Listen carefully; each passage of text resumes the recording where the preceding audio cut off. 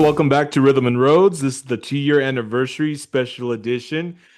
Just want to say, wow, thank you to everyone who has come on Rhythm and Roads with 100 plus interviews I've done.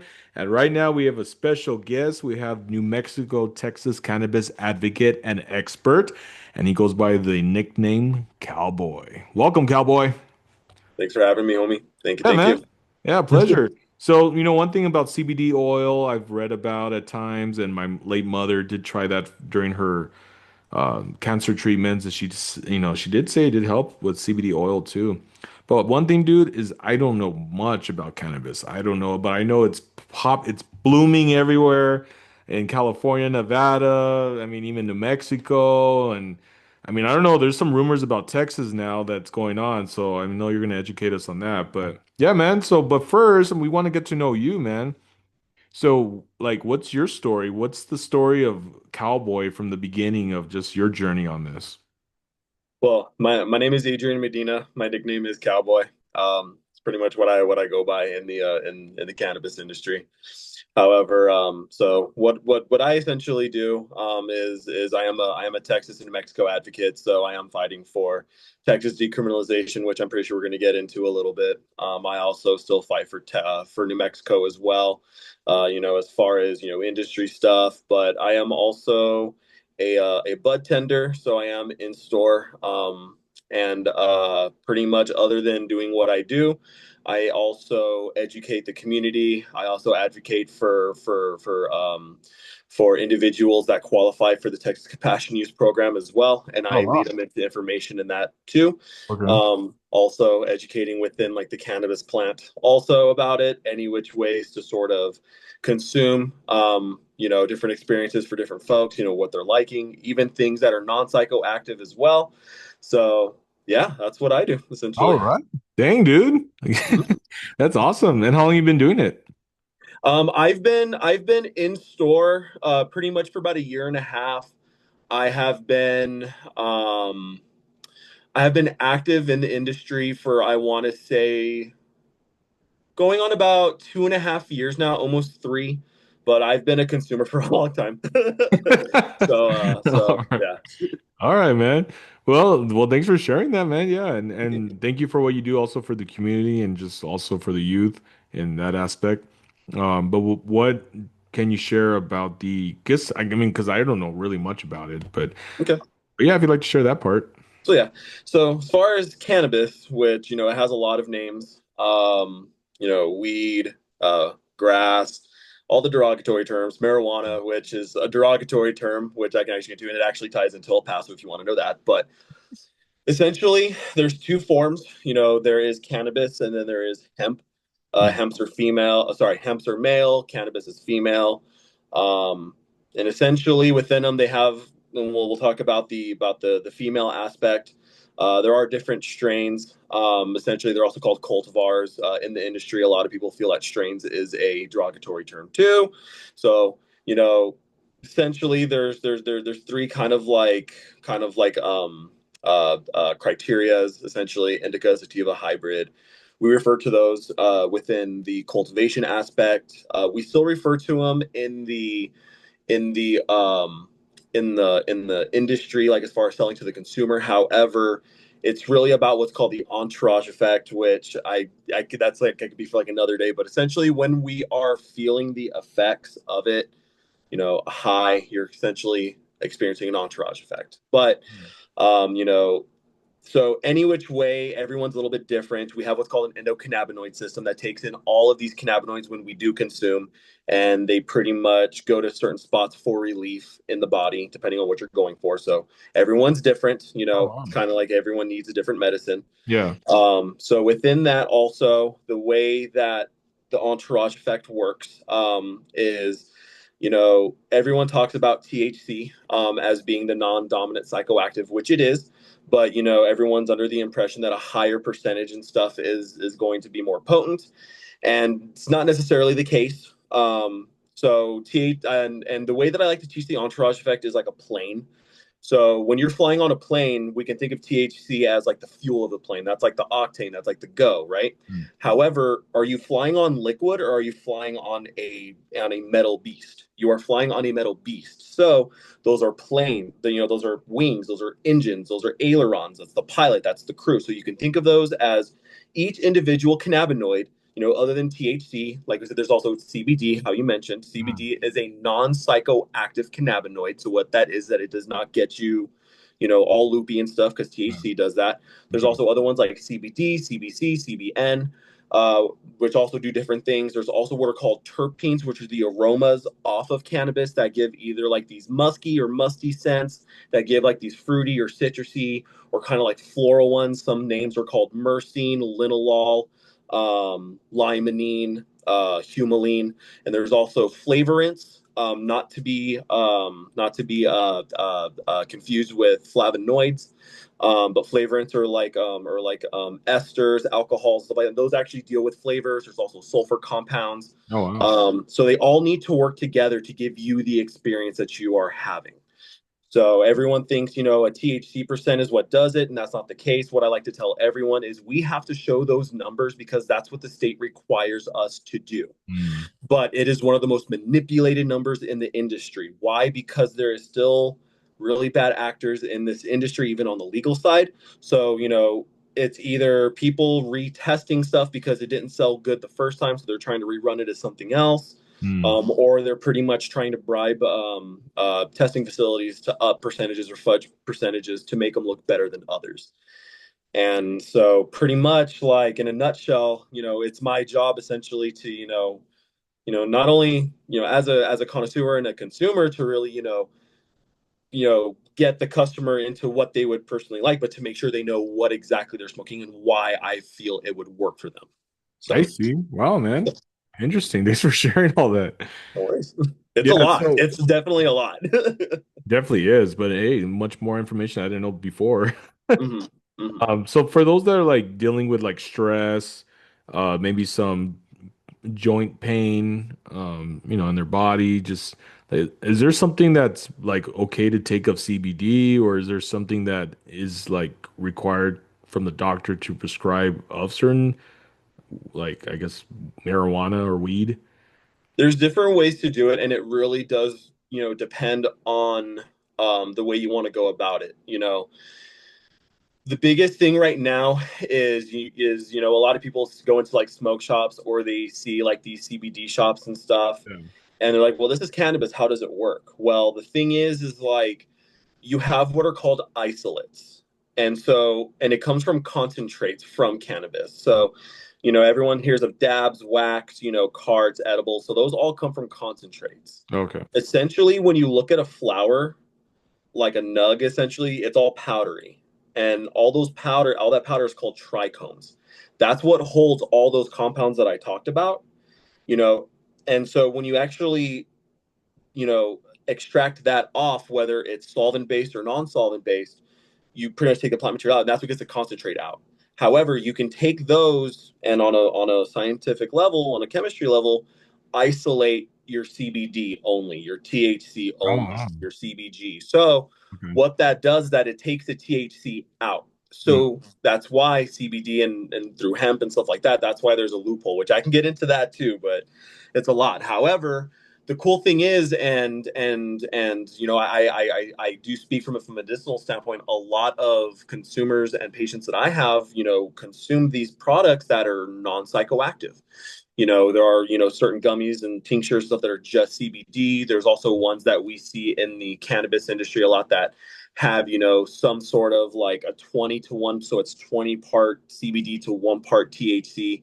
That way it's just enough to run the entourage effect like I talked about. Yeah. And also THC, even though it is a not a dominant psychoactive, it does have medicinal benefits as well. So you're getting more of a non-psychoactive, so you're not getting as high. You can also work with other cannabinoids in 1 to 1s, 10 to 1s, 5 to 1s, 2 to 1s, just to get like a different relief that you're looking for. So Interesting. Wow. so and the thing is, like, with the whole federal thing, and THC is being talked about, especially in the next few days, because a lot of people don't know, we're supposed to be hearing that that THC, not cannabis, is supposed to be rescheduled federally through the country. So, because CBD is not THC, that's how we get around loopholes. That's how Texas and other people are able to sell CBD products. That's how you're able to buy just CBD products and stuff like that. I can get into THCA as well, but that's, like I said, that's also a different story. But that's how it kind of works. And a lot of people think, with cannabis, you just get high. No, there's a lot of different ways to do it. Topicals, for pain relief, not just gummies or edibles. Topicals that are 3,000 milligrams of CBD to 1,000 milligrams of THC. But when you put it on your skin, you don't get high from it. It doesn't penetrate your skin. It's a controlled area. So Oh, there's wow. also that. So you don't get high off of that. And, some people like the ointments more. There's Yeah. also ones that they also mix in like heat or cold kind of options. So it's kind of like the hippies Ben Gay or like the hippies Tiger Balm, stuff like that. But Yeah. they really truly work. So there's definitely a lot of ways to consume, whether oils, gummies, topicals, dude, even I shit you not, even suppositories, to consume that don't get you high Wow. or to get you stony baloney. Interesting, man. Real quick, well, thanks for sharing that. What's going on with Texas then? On just any information on them having it here? So Texas is a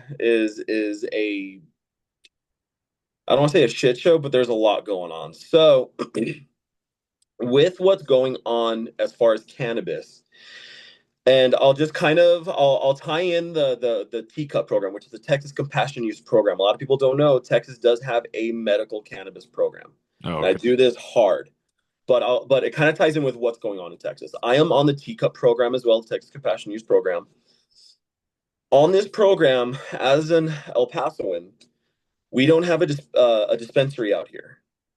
So in order for me to get my stuff, I need to put in $200 to $300 minimum orders in order to have my stuff sent out here in order to get it. That's a lot of money. Mm, That is a ton of money. I could also get into other things too, but Texas, those prices are triple the amount of what are in other legal markets as well. wow. Jeez. So that's already strike one. Two, because of that, and what kind of ties into how certain CBD products and THCA products is just that the difference between THC and THCA. And THCA is not a banned essentially cannabinoid, but essentially I don't want to get into too much, but like you're able because it's THCA and it can also come from hemp derived products. Some products give more relief, so they're better than the Tika program, if you know what I mean, because they're low dosages for exorbitant amounts of money. Okay.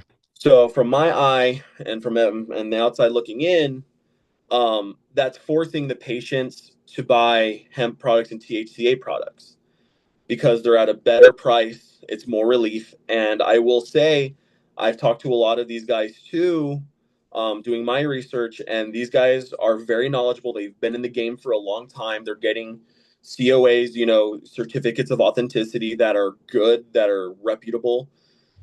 But the thing is like I said, I'm just outside looking in. The state's losing money because they're not providing for their patients enough.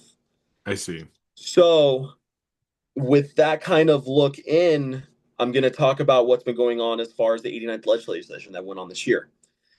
Texas Lieutenant Governor Dan Patrick put in SB 5 with the help, I believe, of Senator Perry as well, which was supposed to be a total THC ban, which also includes hemp products as well. Wow, okay. So, their point of view is because these products are dangerous, these products are bad, they're unreputable. It's what's causing mental health issues, it's what's causing psychosis, it's what's causing death, all this stuff. It's essentially what a lot of us has referred to as reefer madness 2.0. And these are a lot of things that have been, you know, debunked by science. That's why, states are legalizing, state by state. This is why talks of federal legalization are going on. The cat's out of the bag. Yeah. And so they're trying any which way get this ban going. And there's also another one too that was put in, which was SB 1505, which was a push to expand the medical program in Okay. Texas. But like I just said, they're trying to ban all forms of THC. So how the hell are you going to expand a medical program while banning all forms of THC? It's kind of weird, right? Yeah, So it is. this is where, other things come into play. Mm, Because the state's losing money on that, they're trying to ban that form of hemp. So now they're trying to force the patient into only getting it from one source. I And see. then also, I could be totally wrong. I haven't looked at that. I haven't looked at the bills in a while just because there's other things at play which I'll talk Yeah. about. But there within that ban, there's also a lot of Texas Original, which is a cannabis medical dispensary in Texas. They're part of that SB5 as well. So they're pushing for it too. That Wow. kind of says things. Yeah. And then within also that 1505, they're trying to expand how many cultivator manufacturers there are, but they're only opening it up to I think 3 or 4 more spots. So there's only be like 6 or 7 spots. Woo, that's a lot. But like they're going to vet who's going to be able to come in. Okay. So it takes away the home grower. It can put in potentially, really shitty chads, which chads are pretty much people that we call that are millionaires that don't belong in the cannabis Mm. industry. You know, um, and like I said, this is all from what I've seen, and this is all still speculation, but Okay. they're trying to corner the market and monopolize, which in a sense it's failed in a lot of senses in other you know legal industries from what I've seen. Okay. It's sort of like we have people that are in this industry that have risked their lives, either legally or literally their life on the line Yeah. for this plant, and some people that are still rotting in jail when others are making millions on this, and it's like essentially like Walmart or Great Values off on the market. That doesn't sound very good, does it? Yeah, it doesn't. And like there are also a lot of other things that I can go into, as far as what's gone on in legal industries, even radiating cannabis to make it cleaner, and consumers don't even know about it, which is gross. That type of shit happens. Wow. So, when SB5, was going through the legislative, it passed both Senate and House, and it got vetoed by Abbott at the last minute. And Abbott said, this we need to look to see how this can be regulated. So it went into a special session. That special session also had other things going on too besides our stuff. So they put in SB3 and HB5, which are supposed to be, other forms of it.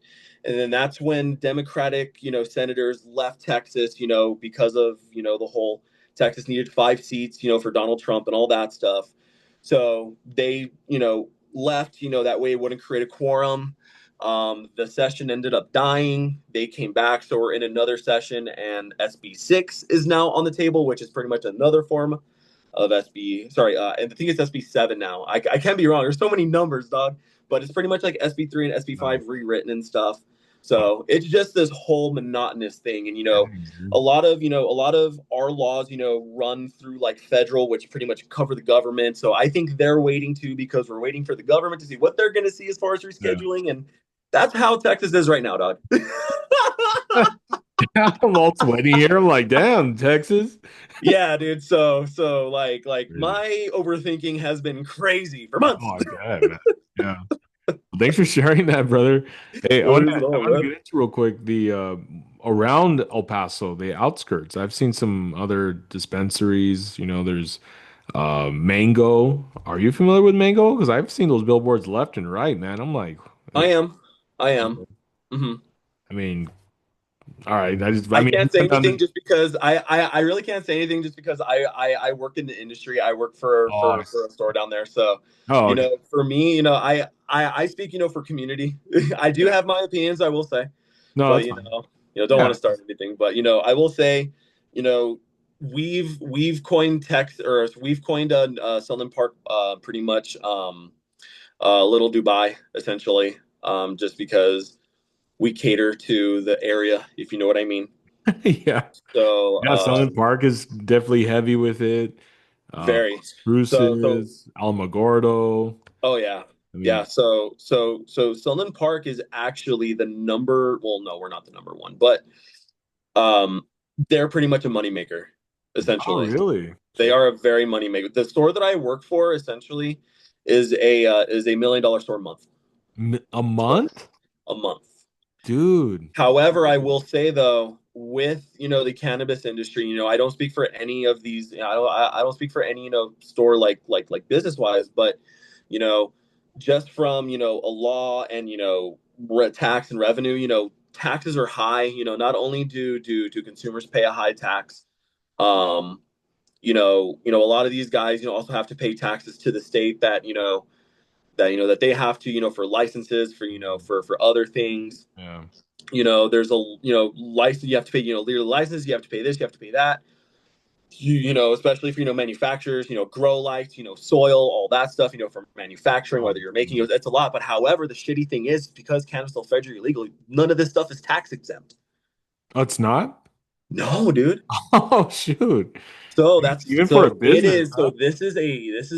it's a make it or break it industry, dog. It is a Dang, big make it or break it industry. that's So crazy. I didn't know it was not tax exempt or anything. like I could definitely run. Maybe some things are tax exempt, but for the most part, not much is because cannabis is still federally illegal. Ah, I see. Wow, interesting, man. Yeah, dude. So there's a lot of these guys, a lot of people that I know, a lot of with New Mexico, it is a for me, it's a very how can I say?